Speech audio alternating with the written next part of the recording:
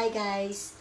Today we're going to talk about common words known as in plural form. Okay? So let's get started. Number 1, very common advices. Okay, we say advice. For example, I need some advice. Okay? Next, number 2, informations.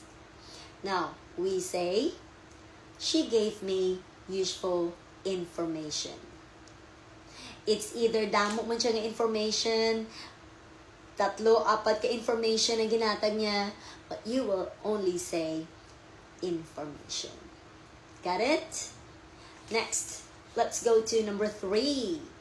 Very common, furnitures. We say furniture. Biskan damo siya ng furniture, you will only say furniture. Okay? For example, we bought new furniture. Next, number 4, equipments.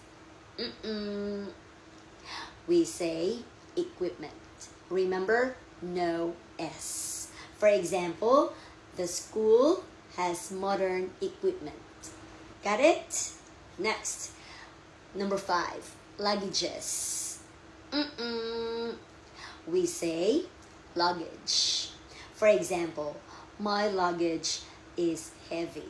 Biskan 5 pa kabilugi mo luggage, you will only say luggage. Di ka mga, oh my God, ang akon mga luggages. No. Got it? So, simple rule, these words are uncountable. No S, you can only say, or you can use some, a lot, or much. For example, I bought some furniture. I have a lot of laboratory equipment. Okay? Or, I need some advice. I got so much information. Okay, follow for more.